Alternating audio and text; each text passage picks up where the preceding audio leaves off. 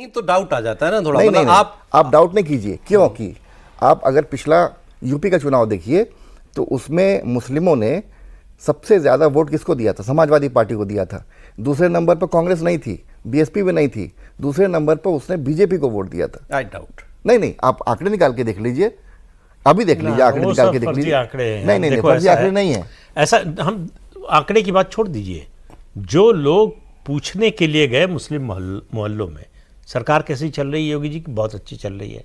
कौन मुख्यमंत्री होना चाहिए? योगी जी को होना चाहिए। बीजेपी को वोट दोगे? नहीं देंगे, एकदम साफ साफ। नहीं, वो कोई ऐसी मैं अभी बात नहीं। आज का एक डेटा मैं याद दे देता हूँ। आपने अभी जो बात कर रहे थे स्कीमों में सबको फायदा हुआ, मुसलमानों को हुआ। शमिका रवि जी जो है ये आर्थिक सलाहकार समिति की मेंबर है प्रधानमंत्री की, और उन्होंने एक स्टडी का डेटा भी ये डाला है। वो ये बता रहा है कि गांव में और शहरों दोनों जगहों पर हिंदुओं से ज्यादा मुसलमानों की गरीबी कम हुई है। ये तो मैं बता ही रहा हूँ ना। 31% गांव में, 31.7%। 2011-12 में 31.7% गांव में रहने वाला मुसलमान गरीब था। आज गांव में गरीब मुसलमान की तादाद मात्र 2.4% है, जो हिंदुओं की 4% है। अच्छा, साक्षरता अभियान में भी आप देखें तो उनकी पढ़ाई का रेशियो बढ़ा है पहले के मुकाबले में।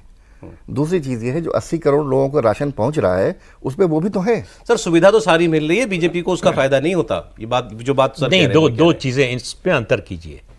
एक है वोट की बात, मैं वोट की बात कर रहा हूं। दूसरी बात है विरोध की जो धार है। तो इन सब योजनाओं से विरोध की धार कम हुई है। अच्छा। उस तरह से खुलकर खिलाफ बोलने वालों की संख्या में कमी आई है, बहुत कमी लेकिन वोट देने वाले नहीं बढ़े हैं। मैं ये नहीं मानता कि कोई मुसलमान जो है वो आप मुसलमान आज भी पॉलिटिकली मोदी का उतना ही विरोधी है, बिल्कुल विरोधी है, लेकिन सड़क पर वो विरोध करने उतरेगा किसी बात का, वो उस शिद्दत में कमी है। नहीं, मैं इसको थोड़े अलग ढंग से लेता हूं, मैं अलग पर्सपेक्टिव से लेता हूं। मैं जरूर मानता हूं कि एक लंबा अरसा गुजरा है, जेपीसी में गई, लेकिन आप ये याद रखिए जब 370 को हटाया गया था तब 370 उनके मैनिफेस्टो में प्रॉमिस था। मैनिफेस्टो में साफ साफ लिखा हुआ था हम 370 हटाएंगे। दीपक भाई 370 एक आम मुसलमान का मुद्दा भी नहीं था। आम मुसलमान अपने आपको उस मामले से जुड़ा हुआ मानता था। मैं बता रहा हूँ 370, 3 तलाक और उसके बाद सीएए, एनआरसी, ये इससे आम मुसलमान अपने आप को, राम मंदिर, ठीक है, राम मंदिर में तो ये था, कोर्ट का जजमेंट था, आप क्या कर सकते थे? एक रिव्यू पिटीशन फाइल कर सकते थे ना। आपने एक रिव्यू पिटीशन फाइल की जिसका क्या हश्र हुआ, सुप्रीम कोर्ट ने उसको। चलिए मैं इसको और सिंपलीफाई करता हूं। एक लाइन यहाँ पे जोड़ना चाहता हूँ। ये मान लेना कि मुसलमान इतना खुश है कि एक तबके में वो बीजेपी को वोट करने लगा है।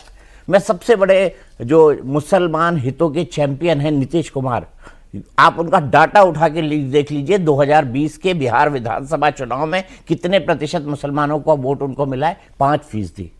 नहीं 5%। वो छोड़िए, मतलब नीतीश कुमार से बड़ा चैंपियन तो कोई नहीं है ना सेक्युलरिज्म का इंडिया के अंदर। इस पर बहस हो सकती है, लेकिन उन्होंने जितने मुस्लिम उम्मीदवार उतारे एक भी नहीं जीता, और उसके बाद उनको इंपोर्ट करना पड़ा। आपने कहा कि मुसलमान वोट भले ही ना दे, लेकिन अब वो उस किस्म का विरोधी भी नहीं रह गया मोदी का। नहीं, एक सज्जन आए थे जो कह रहे थे कि बदल गया है, हमने मान लिया है कि मोदी को हरा नहीं सकते।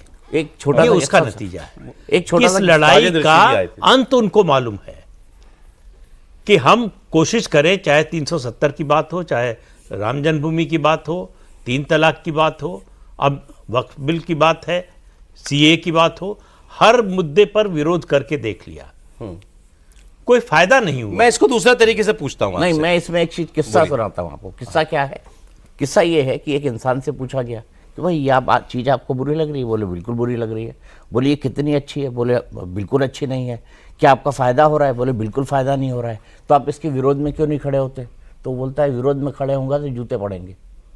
तो ये डर जो है आज की तारीख में समाज के एक तबके के अंदर है कि जो काउंटर होगा वो बहुत ही एग्रेसिव होगा। सीए, एनआरसी की जो बात थी वो एकाएक हुआ था, वो एक एक्सटेम्पोर रिएक्शन था, अगर ये कहा जाए तो गलत नहीं होगा।